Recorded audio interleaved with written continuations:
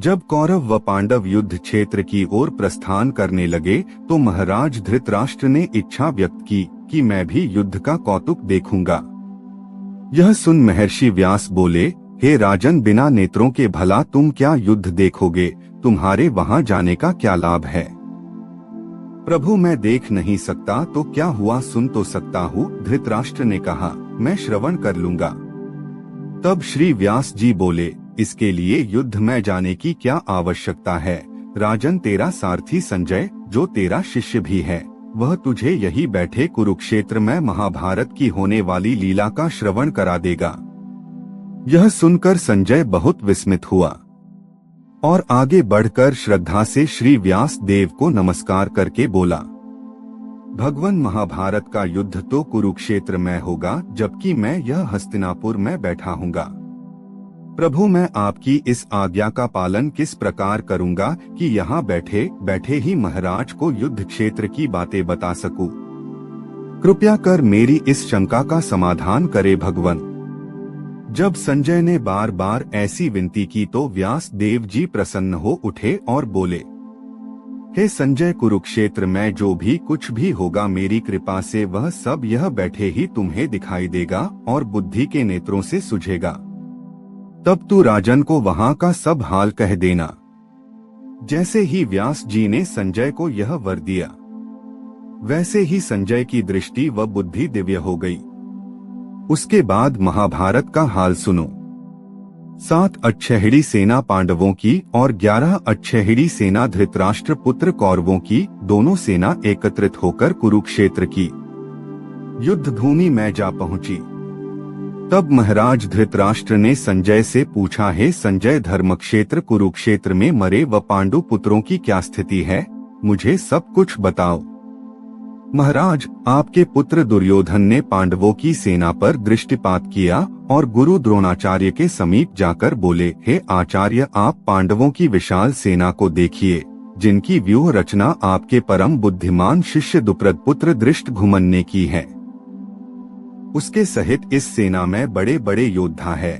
गुरुदेव, मैं आपको मुख्य योद्धाओं के विषय में बताता हूँ। इस सेना में धनुर्धारी शूरवीर अर्जुन, युद्ध विद्या में निपुण भीम, राजा युयुधान, राजा विराट, महारथी राजा द्रुपद, महापराक्रमी दृष्टकेतु, चेकितान और महाबली काशी नरेश, पुरुजित, कुंती भोज, नरश्रेष्ठ शैव्य युधामन्यु और विक्रांत, बलवान उत्तमौजी सुभद्रा पुत्र अभिमन्यु और द्रौपदी के 5 पुत्र, यह सभी सारथी है कुरुक्षेत्र। अब मेरी सेना के योद्धाओं के विषय में भी जान लें। एक तो आप स्वयं हैं, दूसरे भीष्म पितामह हैं। मेरे लिए जीवन का मोह छोड़ चुका मेरा मित्र कर्ण है। युद्ध को जीतने वाले कृपाचार्य है। मेरे निमित्त जीवन का त्याग करने वाले अश्वत्थामा हैं, जो उनके प्रकार के शस्त्र धारण किए हुए हैं। जो युद्ध करने में बड़े ही प्रवीण व चतुर है, उनके अतिरिक्त विकर्ण और सोमदत्त का पुत्र भूरिश्रवा है गुरुदेव। इनके अतिरिक्त और भी महाबली योद्धा है, जो मेरे लिए जीवन अर्पण करने को तैयार है। कुल मिलाकर हमारी सेना 11 अक्षौहिणी है और पांडवों की केवल 7 अक्षौहिणी सेना है। हमारी सेना के अधिकारी व रक्षक भीष्म पितामह है और पांडवों की सेना के रक्षक भीम है। तब दुर्योधन ने अपनी सेना को संबोधित कर कहा, आप सब लोग अपने मोर्चा पर डटे रहे और हर ओर से भीष्म पितामह की रक्षा करे। दुर्योधन के ऐसे वचन सुनकर कुरुक्षेत्र भीष्म ने अपना प्रतापवान शंख बजाया। इसी के साथ दुर्योधन की पूरी सेना ने हर्षनाद किया। शंख, ढोल, मृदंग और रणसिंघा आदि बाजे एक साथ बज उठे। उन सबका मिला जुला स्वर भय उत्पन्न करने वाला था। महाराज, संजय बोला, अब पांडवों की सेना का हाल सुनिए। जिस रथ पर भगवान श्री कृष्ण विराजमान हैं, वह रथ स्वर्ण निर्मित है और उस पर रत्न जड़े हुए हैं।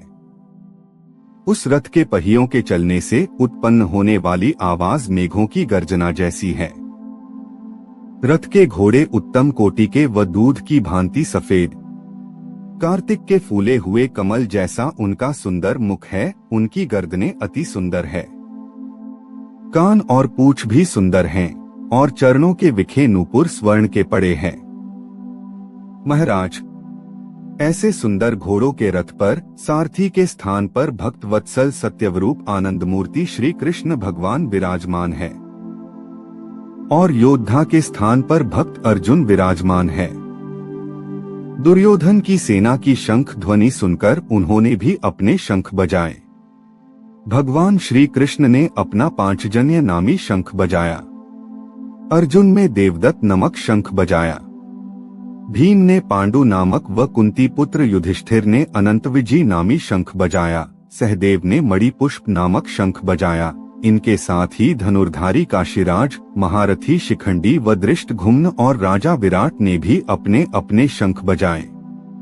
अजितसत्या की बादब राजा द्रुपद और द्रौपदी के पुत्रों ने भी शंख बजाए। सुभद्रा के पुत्र महाबाहु अभिमन्यु ने भी अपना शंख बजाया। इन सब ने अपने अपने शंख बजाए। इन शंखों का शोर सुनकर राजा धृतराष्ट्र के पुत्रों का हृदय विदीर्ण हो उठे, अर्थात फट गए। धरती और आकाश शब्दों से भर गया। तब अर्जुन ने धृष्टराज पुत्र कौरवों की सेना की ओर देखा तथा अपना धनुष सिर के ऊपर उठाकर श्री कृष्ण से कहा, हे अद्युत अविनाशी, मेरा रथ दोनों सेनाओं के बीच में ले जाकर खड़ा करे। मैं देखना चाहता हूँ कि हमसे युद्ध करने के लिए कौन कौन योद्धा प्राणों और घर का मोह छोड़कर आए हैं। उस दुर्बुद्धि दुर्योधन का युद्ध में हित चाहने वाले जो लोग युद्ध में उसकी सेना में शामिल होकर आए हैं, उन सबको मैं देखना चाहता हूँ। संजय ने कहा, महाराज, अर्जुन के ऐसे वचन सुनकर भगवान श्री हरि ने उसका रथ ले जाकर दोनों सेनाओं के बीच में खड़ा कर दिया और अर्जुन से बोले, हे अर्जुन, यहाँ एकत्र हुए कौरवों को भली भांति देख लो। तब प्रथापुत्र अर्जुन ने उस सेना में बहुत से योद्धा देखे। उनमें पितामह देखे, गुरु देखे, मतुल देखे, ससुर देखे और देखे पितृ पौत्र और सखा।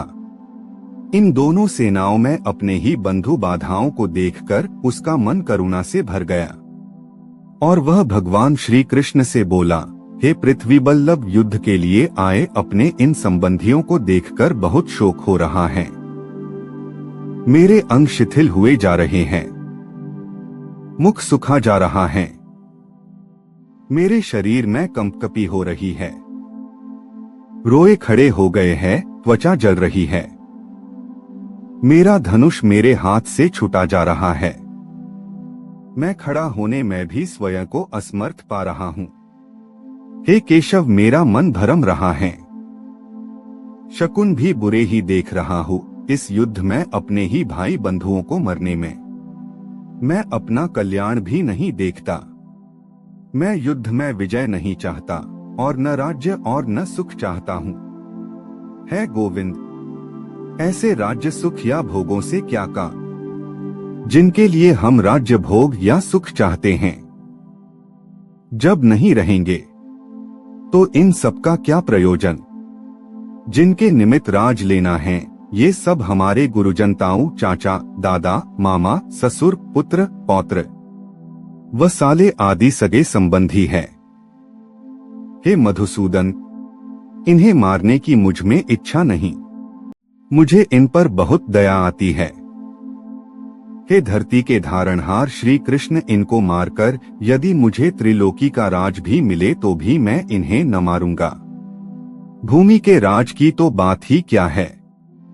हे जरनादन, धृतराष्ट्र के पुत्रों को मारने से हमारा कल्याण नहीं होगा, बल्कि इन आततातियों को मारकर हमें पाप ही लगेगा।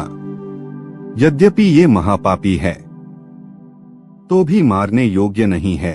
हे प्रभु, स्वजनों को मारकर हम सुखी कैसे रह सकते हैं, हमारी मुक्ति कैसे संभव है। राज के लाभवश इन धृतराष्ट्र पुत्रों की बुद्धि भ्रष्ट हो गई है। इन्हें कुल नष्ट करने या मित्र के साथ कपट करने के दोष नहीं दिखते, तो क्या इनकी भांति मुझे भी नहीं दिखते। कुल के नाश को देखते हुए हमें इस पाटक से और क्यों नहीं रहना चाहिए। कुल का नाश होने से सनातन काल से चला आ रहा प्राचीन धर्म नष्ट हो जाता है और धर्म का नाश होने से कुल में पाप बढ़ता है। हे श्री कृष्ण, पाप बढ़ने से कुल की स्त्रियां भ्रष्ट और व्यभिचारिणी हो जाती है, जिससे वर्णसंकर संतान की उत्पत्ति होती है। ऐसे वर्णसंकर उन कुलघातियों को पूरे कुल को नरक में ले जाने में सहायक होते हैं, क्योंकि श्राद्ध तर्पण आदि बंद हो जाते हैं। इससे पितर उत्तम लोकों से गिरकर अधोगति को प्राप्त होते हैं। इस कारण हे श्री कृष्ण, जिसने कुल का नाश किया, जिसने कितने भी पाप किए हो वे सब पाप कुल का नाश करने वाले के सिर पर होते हैं। वह उन सब पापों का क्या फल पाते हैं? तो सुनो, वह प्राणी सदा नरक भोगता है। न्याय शास्त्र में मैंने यह पढ़ा है।